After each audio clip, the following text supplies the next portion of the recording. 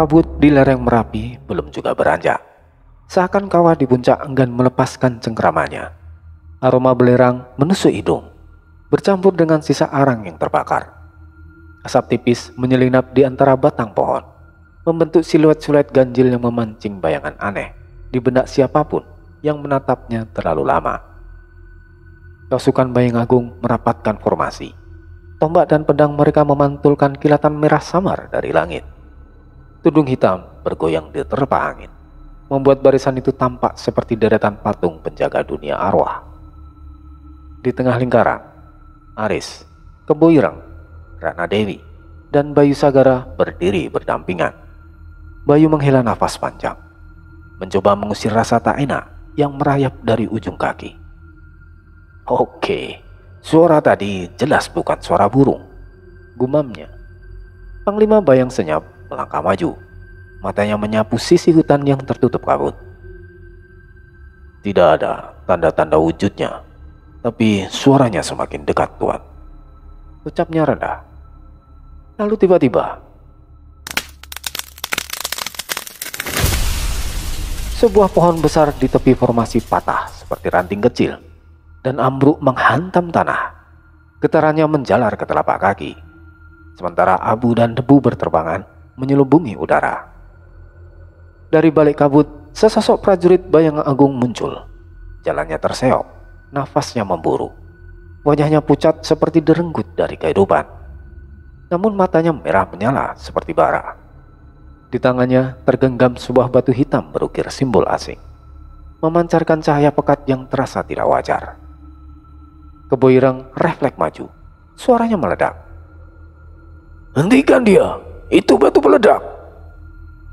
Prajurit itu tersenyum tipis, bibirnya bergetar aneh, seolah suara yang keluar dipaksa oleh kekuatan yang tak terlihat. "Kalian pikir bisa sembunyi dari mata kami? Ratu Wening sudah tahu ke arah mana kalian akan melangkah." Aris memicingkan mata. Aura kotor merembes dari tubuh prajurit itu, terasa seperti kabut dingin yang menyusup ke tulang. "Dia bukan prajurit lagi, dia wadah," ujarnya datar. Ratna Dewi maju setapak, bibirnya bergerak cepat, melafalkan mantra yang nyaris tak terdengar, namun bergema di kepala semua orang di lingkaran itu. Kabut di sekitarnya berputar, membentuk pusaran yang membungkus tubuh prajurit seperti jerat tak terlihat. Batu hitam di genggamannya bergetar, retakan-retakan kecil memancarkan cahaya merah gelap. Prajurit itu menegakkan kepala, suaranya berubah menjadi lolongan kaku. "Di timur sudah ada yang menunggu kalian."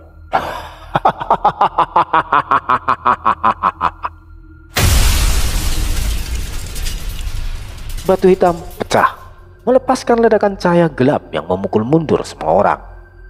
Tanah berguncang, dedaunan luruh seperti hujan, dan udara tiba-tiba menjadi lebih dingin. Saat debu mereda, prajurit itu sudah lenyap. Yang tersisa hanyalah abu yang tertiup angin, dan bau busuk yang menusuk seperti daging terbakar. Bayu Sagara menggaruk kepala, mencoba terdengar santai, meski nada gugupnya tak bisa disembunyikan. "Ya, ini resmi. Kita telah diintai bahkan sebelum berangkat." Ratna menatap Aris. Tatapannya dingin, dan meski suaranya tak meninggi, setiap kata terasa seperti perintah. "Waktu kita semakin sedikit. Jalan ke timur bukan hanya tentang mencari kekuatan ketiga, tapi memastikan ia tidak jatuh ke tangan mereka duluan." Angin dari arah timur berhembus, membawa dingin yang tak biasa. Di antara hembusannya, samar-samar terdengar nyanyian jauh, indah, namun di setiap nadanya tersimpan ancaman yang tak terlihat. Aris mengepalkan tangan, menahan tekanan yang mulai mengunci dadanya. "Kalau begitu, kita berangkat sekarang." Angin dingin dari hutan masih berputar di sekeliling mereka, seperti tangan tak terlihat yang mencoba menghalangi langkah. Dua cahaya merah yang sempat terlihat di balik pepohonan ini telah lenyap. Tapi kesan mengintai yang mereka tinggalkan tetap menusuk. Seolah-olah mata musuh masih bersembunyi di setiap celah bayangan. Aris menarik nafas panjang.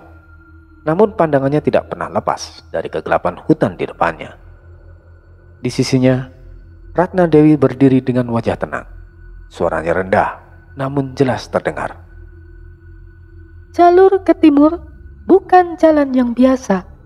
Siapa saja yang melaluinya dengan banyak pengikut akan tersesat selamanya dalam kabut. Itu wilayah yang hanya bisa menerima 3 langkah.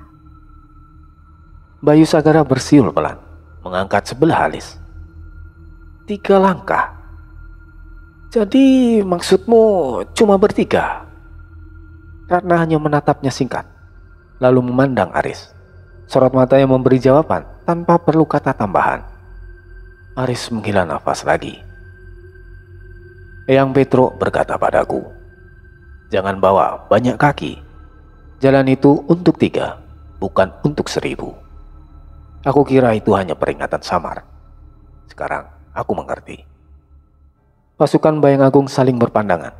Sebagian tak ingin percaya, sebagian mulai menerima kenyataan. Panglima Bayang Senyap maju selangkah. Suara beratnya mengisi keheningan. Tuan, apakah itu berarti kami tidak ikut? Aris memandang wajah-wajah yang mengelilingi satu persatu. Pandangannya berhenti lebih lama pada Kebo Ireng. Kalian tetap di sini. Merapi memang punya penjaga alam, tapi bukan berarti kaki gunung ini aman. Ada sisa-sisa ancaman yang masih mengintai. Aku butuh kalian untuk memastikan tanah ini tetap berdiri ketika aku kembali. Kebo Ireng mengatupkan rahang, menunduk sedikit. Kalau begitu, akan kami jaga. Tapi ingat Aris, kau bukan tak tergantikan. Kalau waktumu habis di jalan, biarkan kami yang melanjutkan. Dan satu lagi pesanku Aris, jika kau bertemu kembali dengan putriku, jangan kau sakiti dia. Senyum tipis muncul di bibir Aris. Ia meraih lengan Kebo Ireng. Genggaman singkat tapi kuat. Bukan sekedar salam, melainkan janji. Aku berjanji tak akan menyakiti dia, Kebo Ireng. Dan kalau aku tak kembali, pastikan cerita ini tak berhenti di sini. Ratna mulai melangkah lebih dulu, memasuki jalur hutan yang menurun ke timur. Bayu menoleh sebentar ke pasukan. Senyum lebarnya kembali meski nadanya setengah bercanda. Kalau kami berhasil, jangan lupa bikin pesta besar ya. Tapi kalau kami gagal, jangan lupa buatkan tahlilan. Beberapa prajurit tersenyum kecut, tapi di balik itu tatapan mereka tetap penuh hormat dan khawatir.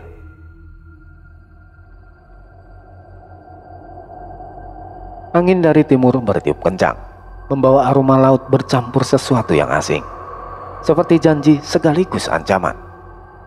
Aris menatap sekali lagi ke arah Kebo Ireng dan pasukannya. Jaga diri kalian sampai aku kembali. Tanpa menoleh lagi, ia melangkah mengikuti Ratna dan Bayu. Tubuh mereka perlahan tertelan kabut timur yang semakin pekat, hingga hanya bayangan samar yang tersisa, lalu hilang sama sekali. Kabut menutup pandangan, seperti tirai yang menandai awal perjalanan baru.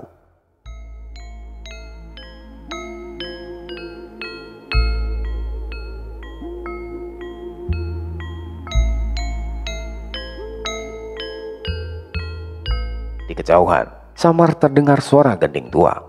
Nyanyian yang terasa seperti panggilan dari tempat yang belum pernah mereka pijak. Dan entah apakah itu akan membawa mereka pada jawaban atau kehancuran. Langkah kaki mereka perlahan menjauh dari kaki Merapi, meninggalkan aroma belerang yang tajam.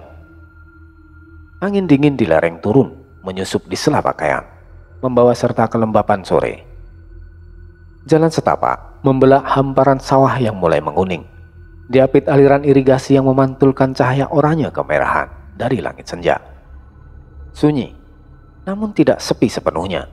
Di antara desir angin, suara jangkrik mulai bersahutan. bergabung dengan gemericik air yang mengalir di parit kecil. Bayu menendang sebuah kerikil kecil di depannya, membuatnya memantul 3 kali sebelum jatuh di tanah yang becek. Kalau seperti ini terus, aku bisa jalan sambil tidur. Gak ada actionnya sama sekali. Keluhnya menguap sedikit. Aris menoleh, tatapannya tenang. Kadang, perjalanan panjang itu bagian dari action, Bayu. Kita nggak bisa berharap musuh nongol tiap 5 menit. Bayu mengangkat bahu. Iya sih.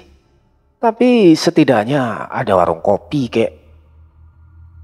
Di depan mereka, Ratna berjalan dengan langkah teratur. Selendang tipisnya bergoyang mengikuti irama angin. Sesekali menampakkan kilau benang emas di ujung kainnya. Ia menoleh sedikit, menatap Bayu dengan senyum samar. Jangan meremehkan jalan sunyi, Bayu. Justru disinilah orang sering lengah dan celaka. Bayu mengangkat alis. Nada suaranya berubah setengah serius. Maksudnya kita lagi diintai gitu? Mungkin, dan bisa jadi. Jawab Ratna tanpa berhenti melangkah. Dunia roh jarang melewatkan langkah orang yang membawa takdir sebesar ini. Aris yang berjalan di sampingnya menoleh. Matanya mencoba menangkap maksud di balik kata-katanya. Kau bilang tadi takdir sebesar ini. Maksudmu 5 orang yang disebut dalam jalan takdir?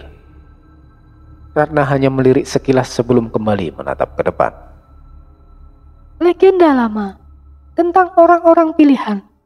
Jika mereka tidak terkumpul, akan ada gerbang-gerbang yang terbuka dan menelan dunia ini. Bayu menggaruk kepala, menghembuskan nafas pendek. Oke, itu terdengar super, tidak menyenangkan. Tapi kenapa ke Bali dulu? Kan banyak tempat lain. Di sana ada seseorang. Suara Ratna datar namun tegas. Yang kekuatannya bisa menjadi kunci. Dan mungkin tanpa dia, langkah kita berikutnya akan sangat sulit. Langit sore kian memerah. Awan tipis terbakar warna senja. Bayu menoleh ke arah timur. Matanya menyipit. Gerakannya tiba-tiba berhenti. Kalian lihat itu. Dari balik langit yang merona, seekor burung hitam besar melintas rendah. Sayapnya mengepak perlahan, memotong cahaya senja, dan menebarkan bayangan panjang di jalan setapak. Saat ia melintas di atas, hawa dingin merambat cepat di kulit, seperti hembusan angin dari liang gelap. Bukan burung biasa, gemam Aris. Tangannya secara refleks mengepal. Bukan. Dunia roh sedang memperhatikan kita. Sahut Ratna lirih.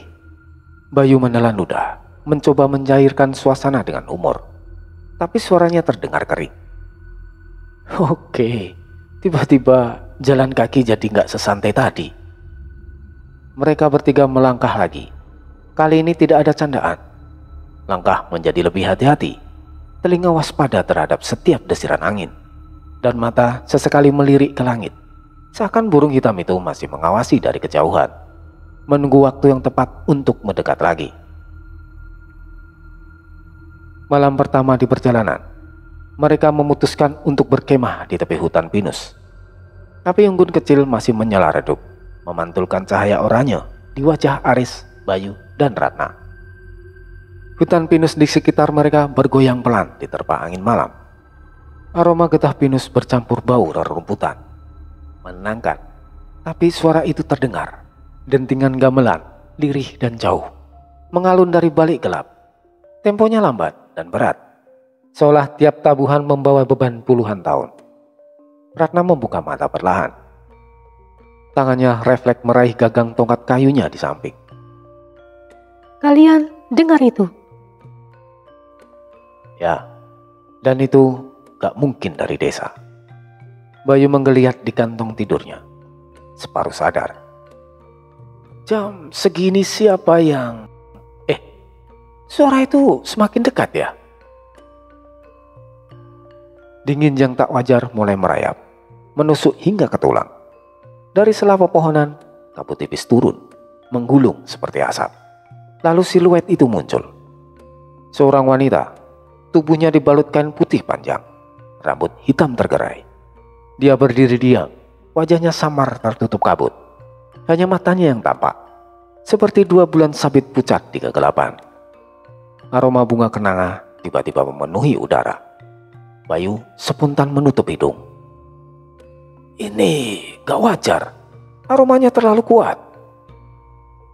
Ratna tetap duduk, matanya terpaku. Nafasnya pelan tapi tegang. Lalu Aris bertanya, "Kau mengenalnya, Ratna?" Ratna tidak menjawab, hanya memandang sosok itu seperti menimbang sesuatu. Wanita itu mengangkat tangan, menunjuk ke arah timur. Lalu seperti embun di pagi hari, tubuhnya lenyap tanpa suara. Hanya aroma kenanga yang tersisa, makin pudar terbawa angin. Keheningan terasa berat. Aris menatap Ratna. Siapa dia? Tapi dari auranya, aku merasa seperti mengenalnya, walau samar. Ratna perlahan menggeleng. Bukan waktunya membicarakannya. Tapi kalau kita melihatnya lagi, mungkin artinya kita sudah terlambat. Bayu menatap keduanya, bingung. Loh, ini maksudnya ngeri-ngeri sedap gini ya? Tapi kenapa semua orang di sekitarku hobinya ngomong setengah kalimat sih? Ratna berdiri merapatkan selendangnya. Kita berangkat lebih pagi. Malam ini dunia roh sedang mengirim pesan. Di langit, bulan terlihat lebih besar dari biasanya, dikelilingi lingkaran cahaya tipis. Pertanda langit yang jarang muncul. Aris menatapnya lama, merasa beban yang mereka bawa semakin berat.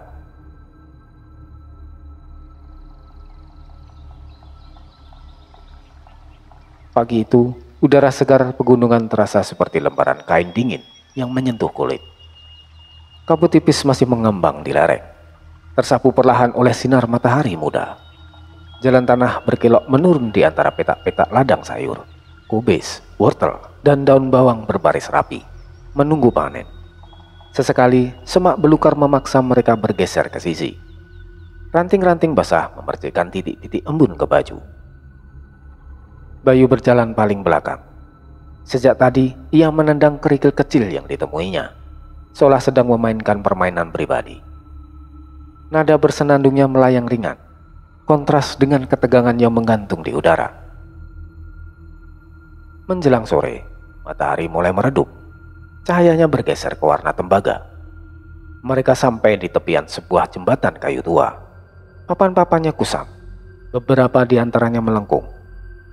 Dan tali penyangganya terbuat dari rotan tebal yang tampak sudah digerogoti usia. Di bawahnya, sungai deras menderu, memantulkan suara yang bergema di dinding tebing batu. Di dekat jembatan, seorang lelaki tua berkulit legam sedang menimba air ke dalam tempayan tanah liat. Ia menghentikan gerakannya ketika melihat mereka. Matanya menyipit menatap Aris dan kawan-kawan. Kalau matahari sudah mulai raba, jangan lewat sini, nak. Jembatan ini kadang bukan cuma menghubungkan dua tepi, ada yang lain ikut melintas. Ujarnya pelan namun tegas. Bayu mengangkat satu alis, menoleh ke Aris dengan senyum kecut. Maksudnya, siapa yang ikut melintas bareng kita? Kenapa sih semua orang ini sok puitis ngomongnya? Gak bisa ya ngomong langsung ke intinya? Ratna yang sejak tadi diam, maju satu langkah. Tatapannya lurus pada lelaki tua itu, lalu beralih ke jembatan. Terima kasih, Pak. Tapi kita harus lewat sekarang. Kalau menunggu besok, takutnya kami tak bisa lewat sini lagi. Aris hanya memberi anggukan pendek. Tanpa banyak kata, mereka bertiga mulai melangkah. Papan jembatan bergoyang pelan di bawah pijakan, menimbulkan bunyi derit yang panjang. Sungai di bawah seperti mengaum, memantulkan cahaya sore ke wajah mereka. Baru separuh jalan, langit yang tadinya berwarna emas mendadak berubah kelam. Seolah selembar kain hitam raksasa disibakkan menutupi matahari. Angin berhenti berembus. Suara arus deras perlahan berubah. Tidak lagi terdengar seperti air, melainkan seperti bisikan ratusan orang yang berbicara bersamaan. Cepat, tumpang tindih, memanggil sesuatu, tidak memanggil seseorang. Bayu melirik ke bawah. Air yang tadi jernih kini menjadi hitam pekat, bergolak tanpa buih. Dari pusaran itu, puluhan tangan berwarna abu gelap berasap tipis menjulur ke atas dengan gerakan cepat. Jemarinya panjang, kukunya hitam, dan setiap gerakan meninggalkan jejak seperti arang di udara. Satu tangan berhasil mencengkram pergelangan kaki Bayu. Sentuhannya dingin menusuk tulang. "Waduh, Riz, tolong tarik aku!" teriaknya, suaranya parau oleh panik. Tubuh Bayu terseret setengah keluar pagar jembatan. Ares berlutut, meraih lengannya. Tarikan dari bawah membuat papan jembatan berderit keras, seperti protes terhadap beban yang dipaksakan padanya. Kaki Ares terpeleset di papan licin, tapi ia bertahan. Otot-otot lengannya menegang seperti tali busur. Di antara kilasan gerak dan suara bisikan, mata Ares menangkap sesuatu. Sebuah wajah samar di permukaan air. Wajah buta kala. Matanya merah menyala seperti bara yang tertanam di kegelapan. Dan senyumnya lebar hingga membentuk garis yang tidak wajar di wajahnya. Bayu menendang sekuat tenaga dengan kaki satunya, mengenai beberapa tangan yang langsung pecah menjadi asap. Tapi genggaman di pergelangan kakinya semakin kuat. Lalu Ratna mengangkat kedua tangannya, membisikkan mantra lirih. Angin dingin mendesis di sekeliling mereka, membuat beberapa tangan mengendur. Dengan teriakan singkat, Ares memberi hentakan terakhir. Tubuh Bayu terlepas dari cengkraman, terhampas kembali ke jembatan. Tangan-tangan itu lenyap secepat kemunculannya, membumbung menjadi asap pekat sebelum larut ke permukaan air yang kembali tenang. Mereka berdua jatuh terduduk di papan jembatan. Nafas terengah. Bayu memegangi kakinya, masih gemetar. Terima kasih, Riz. Kalau tidak, aku sudah tenggelam dan jadi ikan tadi. Ratna menoleh ke belakang, memandang sungai yang kini tampak biasa saja. Tidak ada lagi bisikan, tidak ada lagi tangan, tapi tatapannya tajam, seperti seseorang yang sudah mengenali tanda bahaya. Itu cuma awal. Mereka ingin kita tahu bahwa kita sudah diincar. Angin dingin kembali berhembus, membawa aroma samar seperti wangi bunga Kamboja, bercampur tanah basah yang membusuk. Ares menatap ke arah hulu sungai. Bayangan wajah perempuan misterius itu masih terpatri di pikirannya. Dan entah mengapa ia tahu mereka akan berjumpa kembali. Langkah mereka melambat setelah jembatan. Jalan setapak mulai menanjak. Diapit semak liar yang merunduk seperti menghalangi. Di ujung tanjakan, sebuah beringin raksasa berdiri angkuh. Akar-akarnya menjalar, melilit batangnya seperti tangan-tangan tua. Di bawahnya, puluhan sesajen tersusun rapi. Di atas daun pisang, bunga kenanga, kemenyan, dan kendi tanah berisi air. Ratna berhenti. Matanya menelusuri setiap susunan. Ini ritual penahan. Peringatan bagi roh liar agar tidak menyeberang ke dunia manusia. Bayu jongkok di dekat sesajen. Tangannya menunjuk ke beberapa wadah yang terbalik. Bunga-bunga terinjak dan kendi air pecah. Kalau ini untuk menahan, berarti yang lewat sini udah gak peduli sama peringatan ya. Ratna mengangguk tipis, tapi pandangannya lebih serius daripada jawabannya. Ares memutari pohon beringin tersebut. Kakinya terhenti saat melihat sesuatu di tanah. Sehelai bulu hitam besar, hampir sebesar telapak tangan, mengkilap basah dan mengeluarkan bau anyir menusuk. Ia memungutnya perlahan. Bulu itu terasa dingin, hampir beku, meski udara sekitar hangat. Saat Ares menatapnya lebih dekat, ia melihat seolah ada urat-urat merah tipis berdenyut di sepanjang bulu. Ratna mendekat. Bukan milik burung biasa. Ini seperti peliharaan Butarakala. Kalau bulunya sampai jatuh di sini, artinya dia sudah mengirim mata-mata. Aris menatap bulu itu lama. Dalam hatinya, bayangan wajah Butarakala di air jembatan tadi berkelebat lagi. Kalau ini benar jejaknya, berarti kita sudah di jalur yang tepat. Dan dia tahu itu.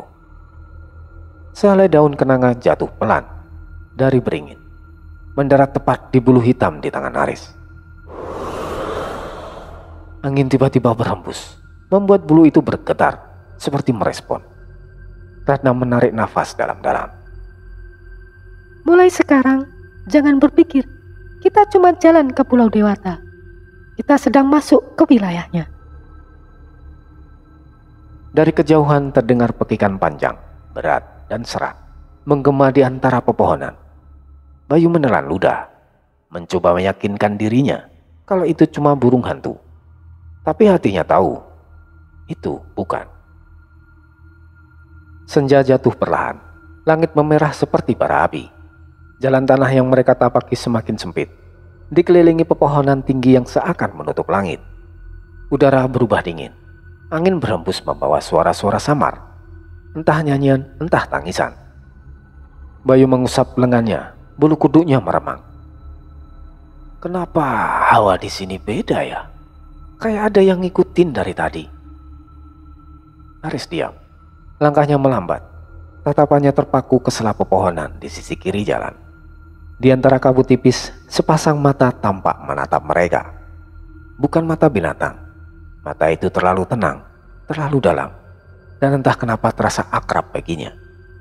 Aris berhenti seketika. Itu... apa aku tak salah lihat? Bayu menoleh cepat. Apaan, Riz? Kau lihat sesuatu? Sosok itu perlahan tampak lebih jelas. Seorang wanita, berdiri kaku di balik kabut. Rambutnya panjang tergerai, menutupi sebagian wajahnya yang pucat. Matanya tetap menatap lurus ke arah Aris, membuat nafasnya tercekat. Aris melangkah setengah maju. Suaranya parau. Sasmita. Ratna langsung menahan lengan Aris. Jangan dekati. Itu bukan sosok biasa. Tapi Aris seperti tak mendengar. Jantungnya berdegup lebih keras. Sasmita atau siapapun itu tidak bicara. Dia hanya berdiri diam, memandang Aris dengan sorot mata penuh rahasia. Lalu sebelum Aris bisa mengucapkan satu kata lagi, sosok itu lenyap, hilang begitu saja bersama kabut. Yang tersisa hanyalah aroma bunga kenanga yang menyengat, merayap masuk ke hidung mereka, membuat udara terasa semakin berat. Bayu menelan ludah. Ini gawat, Riz. Tadi jelas-jelas ada orang. Bukan, maksudku roh atau apalah itu. Ratna menatap lurus ke jalan depan. Wajahnya menegang. Kita baru saja masuk wilayah permainan mereka. Kabut menebal, cahaya merah senja makin padam. Dan dari kejauhan terdengar suara gamelan samar, seperti menyambut langkah mereka ke dunia lain.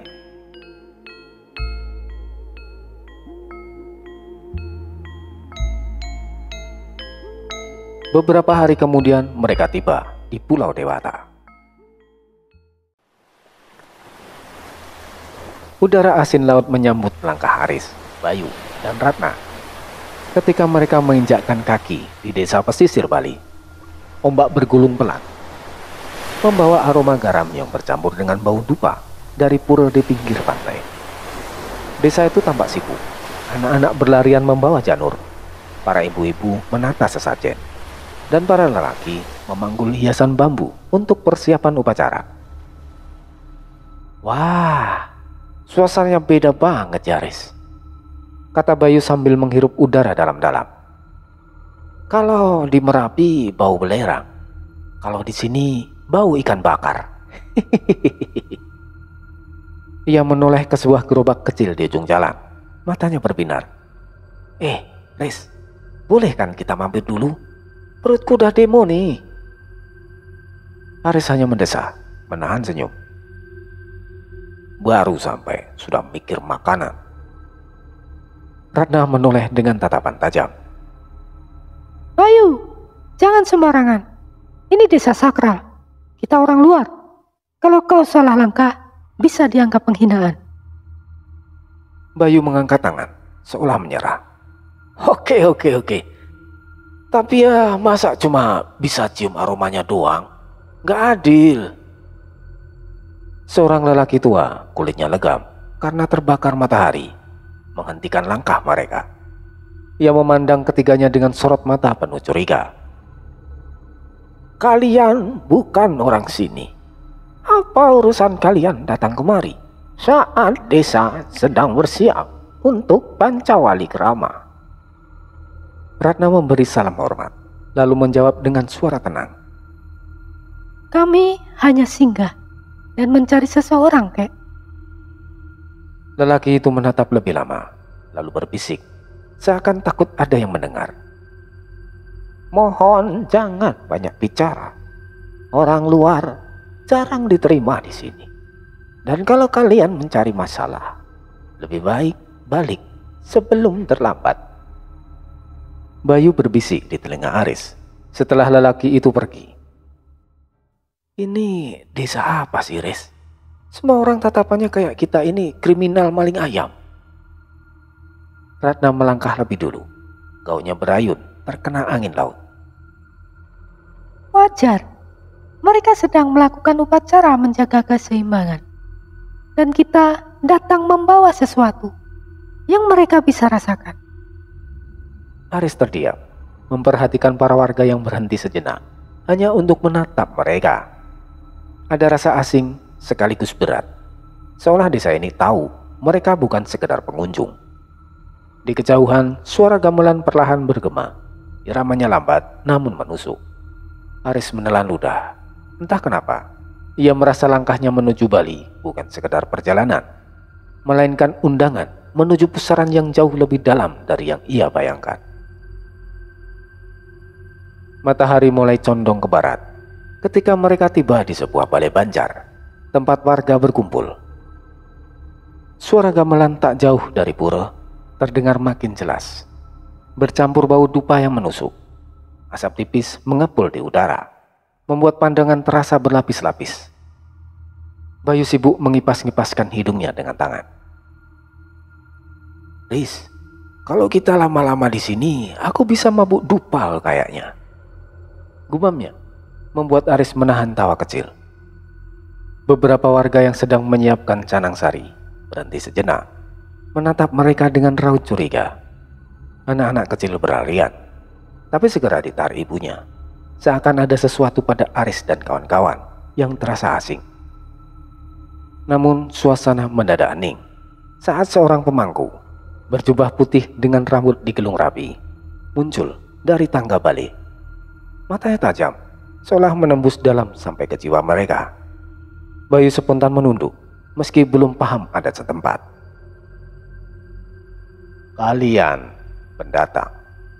Suara pemangku berat terpantul dari dinding bambu. Apa tujuan kalian datang ke sini? Ratna maju selangkah, memberi hormat dengan anggun. Kami mencari seseorang yang bernama Putra Sidan. Begitu nama itu disebut, seisi balai langsung riuh. Bisik-bisik terdengar seperti angin kencang menyapu telinga. Putra Sidan. Kenapa mereka mencari dia? Anak itu hanyalah bencana. Seorang lelaki tua di sudut ruangan menepuk keningnya, seolah menyesali. Bahkan nama itu diucapkan di tempat suci. Aris melirik ke sekeliling, berbisik pada Ratna. Sepertinya nama itu sangat populer di sini, Ratna. Pemangku itu menghela nafas panjang, lalu duduk di balai dengan gerakan penuh wibawa. Putra Sidan.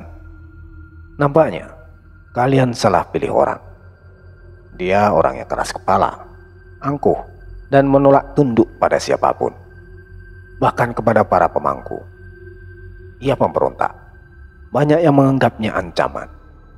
Meski tak bisa disangkal, Kekuatannya memang luar biasa. Bayu langsung nyeletuk, berusaha mengurangi tegang. Wah, cocok tuh sama Ratna. Sama-sama keras kepala. Ratna hanya menoleh sebentar dengan tatapan menusuk. Cukup membuat Bayu buru-buru mingkem sambil cengar-cengir kecut. Pemangku itu melanjutkan. Nadanya semakin berat. Banyak yang bilang Putra Sidan bukan sekedar manusia. Ada darah tua yang mengalir dalam dirinya. Tapi dia menolak untuk mengakuinya. Karena itulah, siapapun yang mendekatinya pasti terseret dalam masalah. Sesaat suasana Bali kembali sunyi. Dari luar, suara gong gede di pura terdengar sekali, seperti gema peringatan. Aris mendongak sekali, melihat bayangan hitam burung besar melintas cepat di langit. Bayu juga melihatnya, tapi hanya bergumam pelan. Itu lagi. Aris mengernyit. Kalau begitu, kenapa kita harus menemuinya, Ratna? Ratna menatap Aris lurus. Matanya teduh, namun syarat rahasia.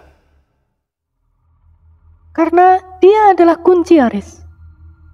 Dan tak peduli seberapa keras kepalanya, kita butuh dia. Di luar balai, suara ombak bergemuruh lebih keras, seperti menegaskan sesuatu. Nama Putra Sidan kini menggantung di udara, berat dan penuh misteri, diselimuti bayangan yang semakin pekat. Sore menjelang malam, langkah mereka sampai di kaki tangga sebuah pura tua di perbukitan. Pura itu seakan terlupakan waktu. Ukiran arcanaga di gerbangnya berlumut, sementara bebatuan hitamnya retak-retak dimakan usia. Namun meski rentah, hawa yang keluar dari tempat itu justru semakin kuat. Bayu menegakkan badan sambil memandang ke sekeliling. Waduh, ini beneran kita boleh masuk, Ratna? Dari baunya saja udah gak enak. Kayak ada yang ngintip dari balik pohon. Ratna hanya menghela nafas pelan. Ini bukan sembarang pura. Orang sini menyebutnya salah satu titik pertemuan antara dunia manusia dan dunia roh. Kalau mau menemui Putra Sidan, kita harus melewati sini dulu. Aris menatap arcanaga di gerbang. Mata batu itu terasa hidup, menatap balik dengan tajam. Ada sesuatu dalam dirinya yang bergetar, seolah pura itu mengenali siapa dirinya. Begitu mereka melangkah masuk, suasana berubah. Malam turun lebih cepat dari biasanya. Angin dingin berhembus, membawa suara gamelan samar yang entah dari mana. Bayu spontan merapatkan jaketnya. Aris, kamu dengar itu? Suara gamelan, tapi gak ada yang mainin. Jangan-jangan. Belum sempat ia menyelesaikan kalimatnya, bayangan hitam melesat cepat di sudut mata mereka, melintas di antara arca. Bentuknya samar, tubuhnya manusia, tapi wajahnya bertaring dan lidahnya panjang, rambut panjang terurai. Aris langsung berhenti, jantungnya berdetak cepat. Aku lihat ada sesuatu. Ratna berdiri tegak, tangannya membuat gerakan mudra kecil sambil berbisik mantra perlindungan. Cahaya tipis berpendar sebentar di udara, seperti kabut putih yang melingkupi mereka. Itu Lea. Mereka sedang menguji keberanian kita. Bayu mundur setapak. Lea, maksudmu yang suka nyulik anak-anak dan menghisap darah itu? Jangan percaya cerita itu. Ratna menoleh singkat.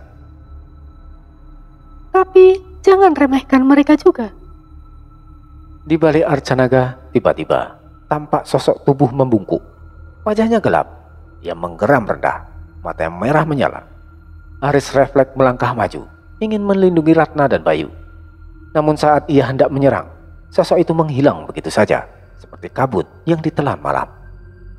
Hawa dingin semakin menusuk, membuat bulu kuduk berdiri.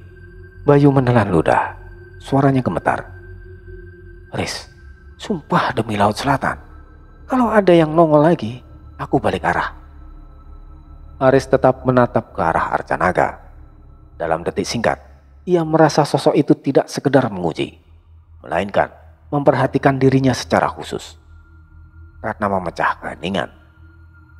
Kalau Leak sudah turun tangan, artinya kita memang sedang diawasi. Jangan takut, tapi jangan lengah. Aris mengangguk pelan, tapi dalam hatinya masih bergemuruh. Seakan pura tua itu menyimpan jawaban, sekaligus ancaman besar yang belum terungkap.